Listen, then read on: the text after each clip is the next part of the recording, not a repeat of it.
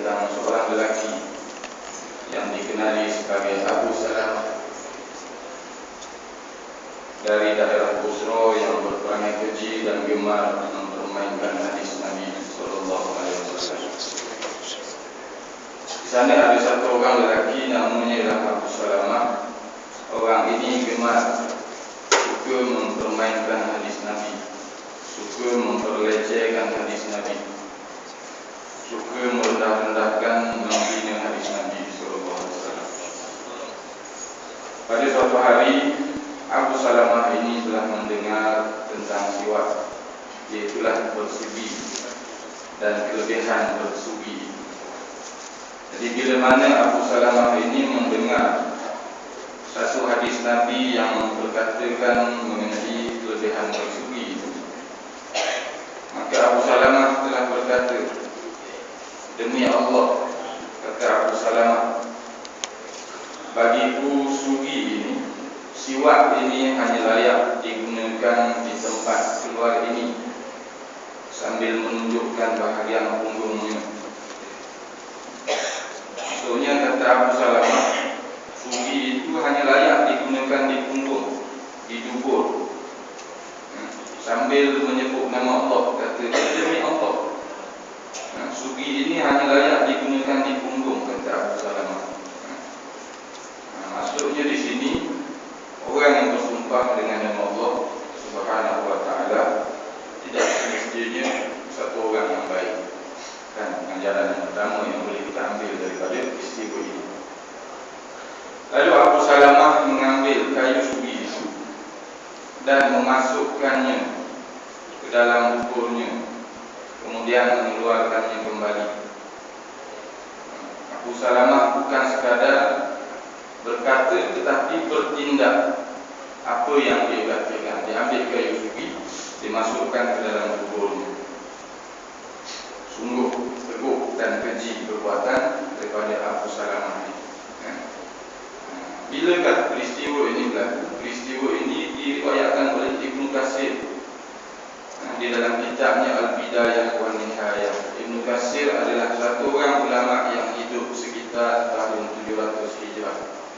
Maksudnya peristiwa ini dah lama dah berlaku. Maksudnya nak bagi tahu bahawa golongan yang suka menghina hadis Nabi ini sudah lama wujud. Bukan sahaja pada hari ini, ratusan tahun yang lalu sudah ada, bahkan ribuan tahun yang lalu sudah ada golongan ini. Jadi akibat daripada perbuatan kejinya itu, Abu Salamah telah merana selama 9 bulan. Sakit dia selama 9 bulan. Mengadu sakit dalam perut dan bahagian dubur. Sakit dalam perut dan duburnya sekali. Setelah berlalu 9 bulan itu, dia telah melahirkan seekor binatang yang ganjil sifatnya.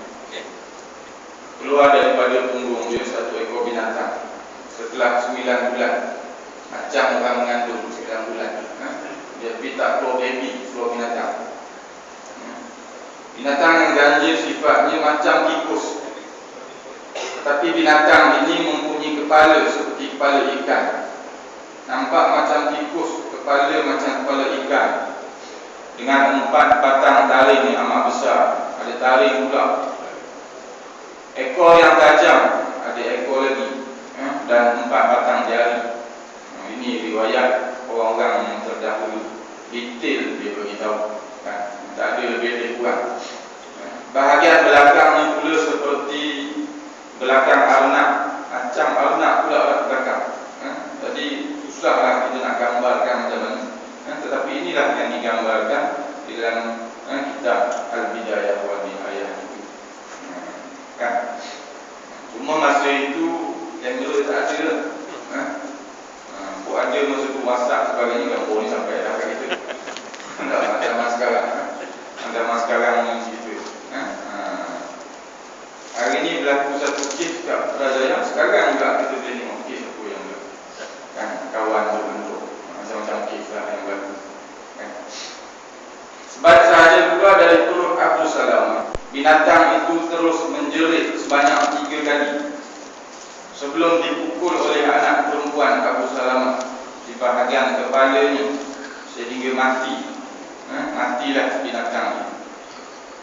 Dan biasanya apabila mereka yang diberikan balasan oleh Allah Subhanahu wa taala kerana dosa-dosa yang tertentu seperti ini, biasanya tak lama mati ya. Dan begitulah juga yang berlaku kepada Abu Salamah. Abu Salamah hanya diberikan Allah umur selama dua hari selepas musibah itu berlaku ke atasnya. Sebelum matinya dia sempat berkata, haiwan ini telah pun membunuhku dan memakan susu. Inilah balasan yang diberikan oleh Allah Subhanahu wa taala kepada Abu Salamah yang telah menghina salah satu daripada hadis Nabi sallallahu alaihi wasallam. Peristiwa pelik ini turut disaksikan oleh ramai penduduk setempat dan juga disaksikan oleh para guru pada masa itu, ahli ulama sebagainya. Sebahagiannya sempat menyaksikan haiwan itu semasa masih hidup dan sebahagian yang lain melihatnya selepas mati dibunuh. Ada orang yang sempat tengok masa binatang itu hidup, ada yang sempat tengok masa binatang itu dah mati. Barangkali oleh kerana lama Abu Salamah itu sakit perut, kubur dan sebagainya, jadi barangkali ada ramai orang yang melawat dia. Sebab itu ada yang melihat binatang itu semasa binatang itu masih hidup sebelum sempat dia dipukul sehingga mati oleh anak perempuan kepada Abu Salamah ini.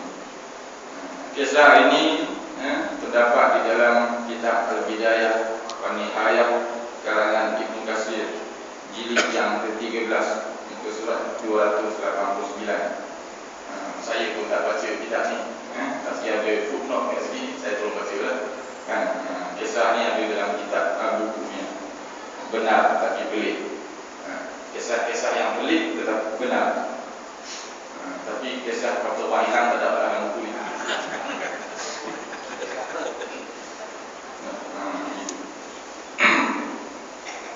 Okey. Tetapi harus kita fahami, mengerti bahawa ada masa Allah Subhanahu wa taala memberikan balasannya pada masa itu juga pada mereka-mereka yang menghina agama Islam ini. Ada masa Allah tunjuk kekuasaannya, ada masa Allah balas. Dalam kebanyakan keadaan Allah tidak membalas, memberi peluang kepada mereka ini untuk menginsafi kesalahan mereka dan seterusnya bertaubat kepada Allah Subhanahu wa taala. Contoh, semasa Nabi SAW masih hidup, ada 6 orang kafir Quraisy yang cabar-mencabar antara satu sama lain.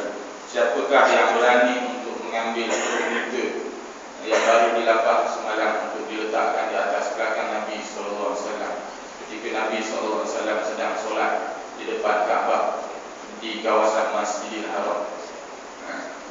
Jadi salah seorang daripada mereka ambil sebuah unta, bubuh atas belakang Nabi. Ada dia jadi sakit perut sampai mati tadi. Ada dia jadi tak boleh bergerak kat situ, kemudian jatuh, kemudian mati tadi. 6 orang ni semuanya hidup tadi. Maksudnya di sini ada masa Allah balas, ada masa Allah tidak balas. Yang ini berlaku ke atas Nabi di kawasan Masjidil Haram depan Kaabah pula. Jadi tak heran kalau ada orang yang melakukan kemungkaran atau sebagainya di kawasan Masjidil Haram tidak dibalas oleh Allah Subhanahu wa taala. Benda itu bukanlah sesuatu yang pelik. Dan di sana ada lagi satu kisah mengenai mereka yang pernah menghina hadis Nabi SAW, sebagaimana yang diriwayatkan oleh Imam An-Nawawi di dalam kitabnya Al-Bustan dengan sanad yang sahih daripada Zakaria As-Saji. Katanya terdapat seorang yang berakhlak buruk para pelajar hadis dengan berkata, hati-hatilah kamu, kata dia, kamu duduk pergi belajar hadis, duduk dalam majlis-majlis hadis, silalah berhati-hati apabila kamu berjalan, kata dia. Jangan sampai terpijak sayap para malaikat nanti patah. Jadi orang ini berkata begini bila mana dia mendengar satu hadis Nabi SAW. Man salaka tariqan yaltamisu fihi ilman sahhalallahu lahu tariqan ilal jannah wa innal malaikata latadhamu ajnihataha ridhan li talibil ilmi. Maksudnya sesiapa yang pergi menuntut ilmu, nescaya Allah akan melorongkan laluan yang mudah untuknya ke syurga. Sesungguhnya para malaikat meletakkan sayap-sayap mereka kepada para penuntut ilmu, kerana sayang para malaikat kepada para penuntut ilmu. Jadi orang ni kata ni, bila mana dengar satu hadis Nabi ni, dia kata kamu orang hati-hati, jangan sampai terpijak sayap para malaikat, nanti patah sayap malaikat. Ini. Dan bila mana dia berkata begitu, habis dia dah cakap tu, maka tidak semena-mena apa yang terjadilah, beliau menjadi kaku dan tersembang jatuh di tempat itu juga. Pada muka, bawa dia akhir.